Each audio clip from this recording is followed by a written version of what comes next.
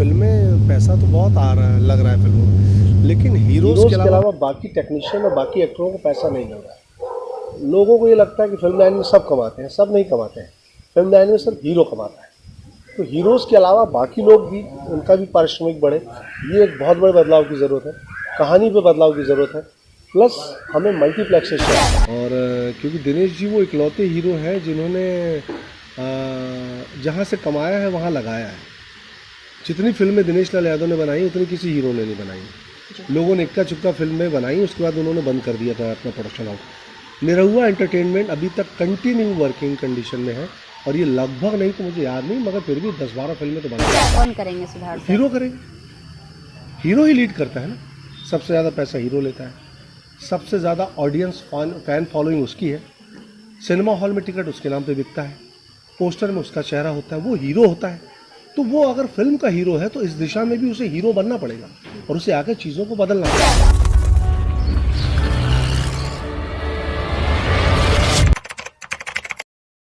नमस्कार, प्रणाम। Live long news में आप सभी का स्वागत है। मैं हूं आपके साथ खुशबू राय। हर बार कोशिश होती है भोजपुरी इंडस्ट्री के धरोहर से मिलाने की और एक ऐसे चेहरे से मिलाने की जिनकी हमेशा से भोजपुरी इंडस्ट्री में अच्छी योगदान रही है।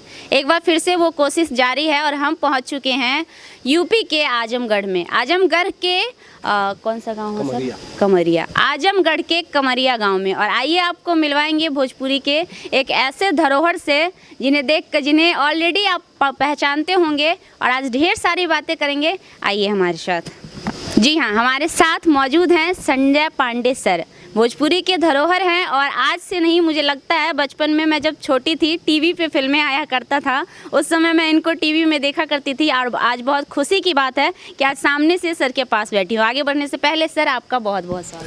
Thank you so much. Thank you live long आपके इस चैनल के लिए, न्यूज़ चैनल के लिए मेरी ढेर सारी शुभकामनाएँ हैं। चलिए कुछ बात कर लेते हैं सर भोजपुरी इंडस्ट्री को लेकर। कहीं ना कहीं भोजपुरी के धरोहर है और एक अरसे से भोजपुरी में लगातार आप लोगों का योगदान रहा है। सर भोजपुरी इंडस्ट्री में किस बदलाव की ज़रूरत है? भोजपुरी इंडस्ट्री में सबसे पहले तो बदलाव की ज़रूरत है कि यहाँ कहानियों को लेकर बदलाव होना चाहिए। हमारे पास थोड़ा सा कहानियों का अकाल है।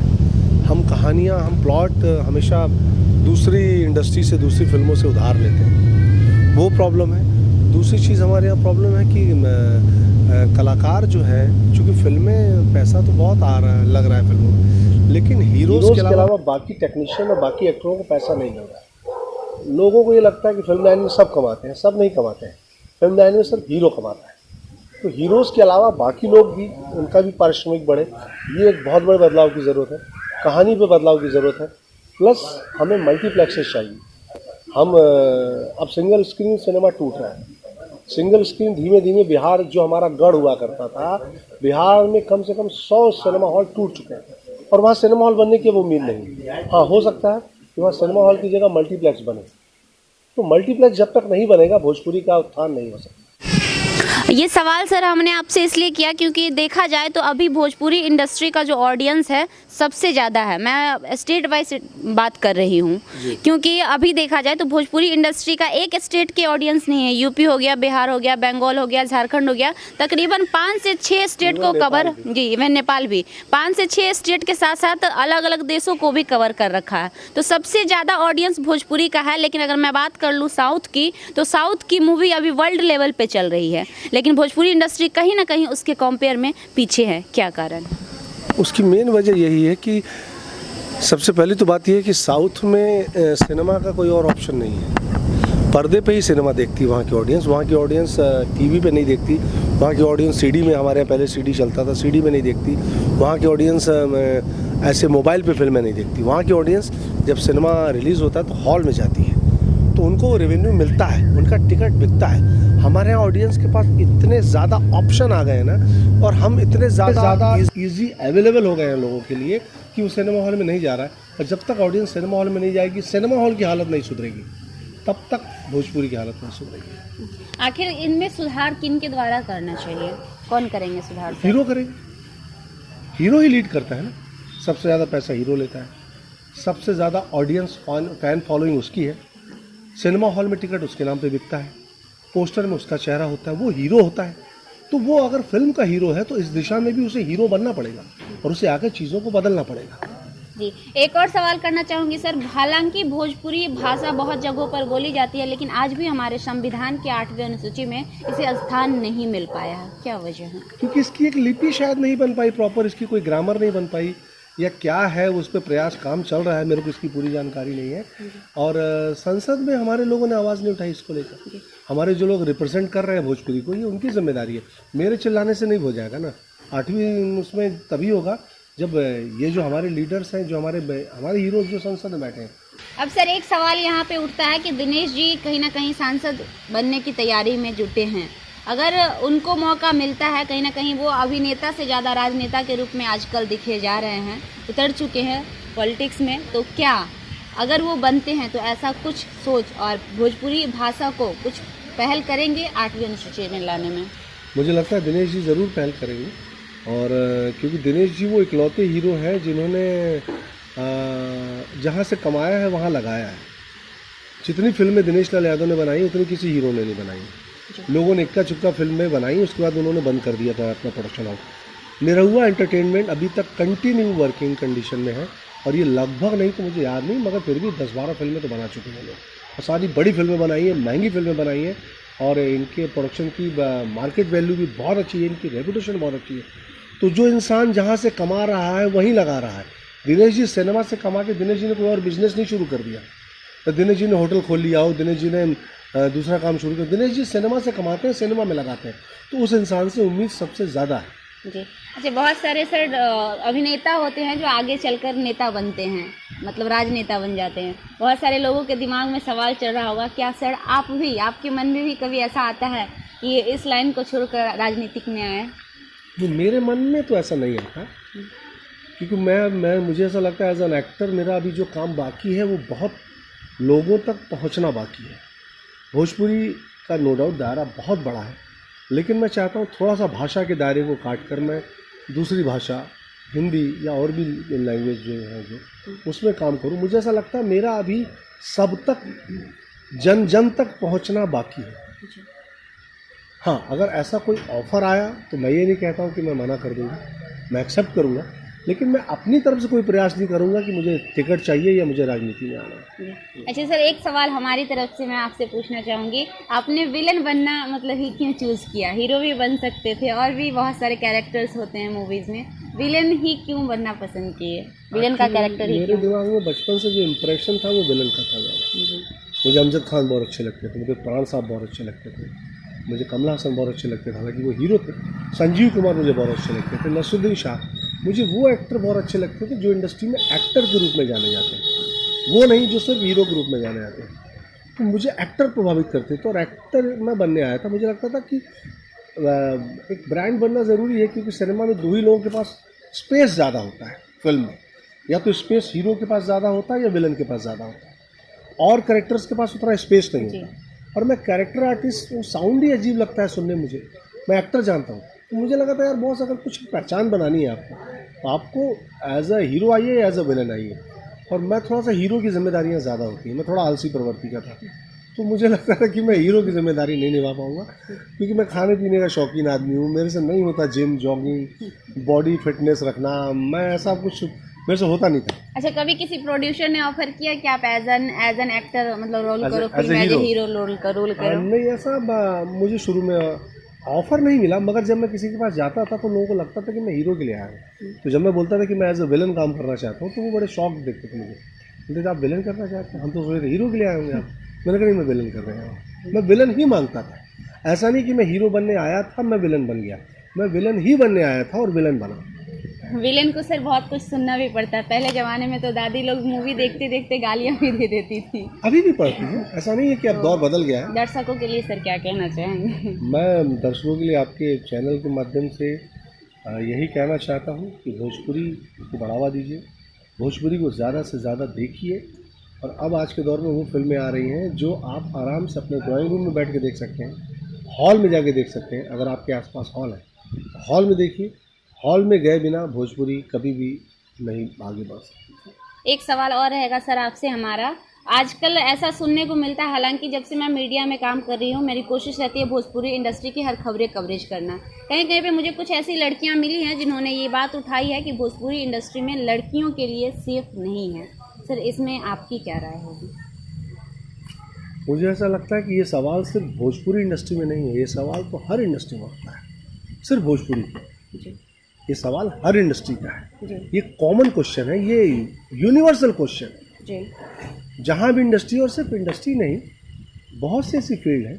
लेकिन मेरा ऐसा कहना है कि मैं जब बॉम्बे आया था तो मुझसे किसी ने कहा था कि आप शॉर्टकट चाहते हैं या लॉन्ग टर्म में जाना चाहते हैं, तो मैंने कहा था मैं लॉन्ग टर्म में जाना चाहता हूँ। दिक्कतें उनके साथ हैं जो शॉर्ट टर्म में का रास्ता अपनाते हैं। ऐसा नहीं है कि ये इंडस्ट्री सेफ़ नहीं है। आप किस देश, किस इंडस्ट्री की बात कर रही हैं जहाँ वो बड़े बड़े ऐसे लोग हैं जो हमारे देश में आके तो सबसे ज़्यादा, जिस देश में सनी लियोनी सेफ़ है उस देश में हीरोइनें कैसे, हमारे देश की लड़कियाँ कैसे सेफ़ नहीं है? तो बहुत अलग क्वेश्चन है कि तो आपके ऊपर डिपेंड करता है। आप अगर एक सेफ साइड में और अपने इरादे आपके मजबूत हैं तो आपको आज नहीं मौका मिलेगा, कल मिलेगा। हड़बड़ाइए नहीं। ये रिएक्शन उनके ज़्यादा आते हैं जो बहुत हड़बड़ाहट में आ जाते हैं और वो तुरंत डिसीजन लेते हैं, अरे हमारे साथ गलत हो रहा है, हम सेफ़ नहीं। क्यों नहीं सेफ़? सारे लोग काम कर रहे हैं। आप ये बात आप उनसे पूछिए जो कंटिन्यू काम कर रहे हैं।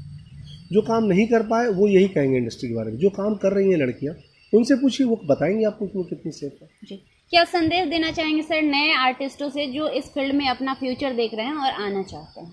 मैं उनको ये कहूँगा कि थोड़ा मेहनत ज़्यादा करें। आज की पीढ़ी बिल्कुल मेहनत नहीं करती है। आज की पीढ़ी वो 2 मिनट में मैगी वाली पीढ़ी है। हाँ, कि मैगी 2 मिनट में चाहिए उनको। हर चीज़ उनको फास्ट फूड वाला ज़माना है। अब वो चूल्हे में खाना बन रहा है, पक रहा है, वेट मारा, वो नहीं कर सकते। मेरा उनसे ये कहना है कि आर्ट में कोई शॉर्टकट नहीं होता। मैंने अपनी ज़िंदगी के बहुत साल दिए, मतलब मैं, हौसला मेरा नहीं टूटा। मुझे लगा मुझे करना है, लेकिन करना है तो उसके लिए आपको ऐसा सपने देखने से काम नहीं चलेगा ना कि मैं बहुत बड़ा पैसा कमाऊँ, बहुत स्टार बन जाऊँ। सपने से नहीं होता। सपने को पूरा करने के लिए आपको मेहनत करनी पड़ती है। आज की पीढ़ी मेहनत नहीं करना चाहती। वो सोशल मीडिया, फेसबुक, इंस्टाग्राम, इसमें सिर्फ स्टारों को मैसेज करके कि हम बहुत बड़े, हमको एक मौका दे दीजिए, हम एक्टर बनना चाहते हैं, उससे कुछ होता नहीं ना। क्या आप सोशल मीडिया पे आप संजय पांडे आपको दिख रहे हैं, लाइव आ रहे हैं इंस्टाग्राम पे, फेसबुक पे दिख रहे हैं, तो आपको लगेगा कि संजय पांडे को मौका दे देंगे। संजय पांडे आपको मौका क्यों दे देगा? और मौका जिनको मिल रहा है वो लोग भी मेहनत नहीं कर रहे हैं। आज की पीढ़ी में उतना धैर्य नहीं है, उतना परिश्रम नहीं है। तो भैया पहले परिश्रम करो, मेहनत करो। आपके अंदर टैलेंट होगा तो आप दुनिया के किसी कोने में होगे, लोग आपको उठा के ले आएंगे। सर, लाइव की जब आपने बात की तो एक सवाल और हमारे दिमाग में आया। सर, लाइव में आजकल ऐसा देखा जा रहा है भोजपुरी इंडस्ट्री के कुछ कलाकार हैं जो लाइव आकर एक दूसरे के साथ गाली गलौज, आरोप प्रत्यारोपण वगैरह भी कर रहे हैं, जिससे कहीं ना कहीं हमारी भोजपुरी इंडस्ट्री की छवि सर धूमिल हो रही है। क्या कहना चाहेंगे सर इस पर? ये गलत है, ये बिल्कुल गलत है। फेसबुक कोई पंचायत भवन थोड़ी है। मैंने लिखा था फेसबुक पे एक बार कि इसको पंचायत भवन मत बनाइए। ये तो एक माध्यम है एक दूसरे को जोड़ने का, एक दूसरे को जानने का, अपनी बात कहने का। इसका मतलब ये नहीं कि ये क्या है। जैसे पहले मैं खुद इस बात से सहमत हूँ। जैसे पहले लोग कहते थे I will see you in court, अब लोग कहते हैं I will see you in Facebook. अरे अब कोर्ट हट गया, अब आप फेसबुक पे ही फैसला कर लेंगे, तो वहीं करो भैया फैसला फिर। ये बहुत गलत है। ये सच में हमारी इंडस्ट्री की इमेज ख़राब हो रही है इससे। लोग मजाक उड़ाते हैं पर शायद ये बातें उनको समझ में नहीं आती हैं। मैं उसमें क्या कर सकता हूं। लेकिन कहीं ना कहीं सर जो लोग पहले से मेहनत करके एक भोजपुरी को एक मुकाम तक पहुंचा चुके हैं, उस मुकाम को नीचे ले जाने का काम कर रहे हैं, ऐसे कलाकारों से क्या कहना चाहिए? देखिए, थोड़ा बहुत अप्स एंड डाउन तो हर जगह होता है। अच्छे बुरे लोग हर जगह होते हैं। वो राजनीति में भी होते हैं, वो फिल्म लाइन में भी होते हैं। ये लोगों की व्यक्तिगत सोच है कि जब तक उनको खुद समझ में नहीं आएगा कि उनके एक एक्शन का सोसाइटी में क्या रिएक्शन हो रहा है, उनके इस एक्शन का उनके फैंस में क्या रिएक्शन हो रहा है, तब तक मेरे या आपके कहने से चीज़ें नहीं बदलेंगी। ये उनके सोचने की चीज़ है। चलिए सर, बहुत अच्छा, आपसे बात करके बहुत अच्छा लगा। कोई भी एक डायलॉग मैं चाहूँगी आपका जो फेमस रहा हो, एक बार बोल के सर सुना दीजिए दर्शकों को। फेमस नहीं, मेरा कोई भी मूवी का। हाँ, दीवाना फिल्म का एक लाइन थी वो जो बड़ी फेमस, उस वक्त बड़ी हिट हुई थी। वैसे तो मेरी 400 फिल्में हैं, उसमें बहुत सारे डायलॉग हैं मेरे जो लोगों में बड़े वो रहे हैं। एक लाइन बड़ी हिट हुई थी मेरी फिल्म देवरा भइल दीवाना में कि न खेलब न खेल दिए, खेलिए बिना। बहुत ही अच्छा डायलॉग था सर, ये मैंने भी सुना था।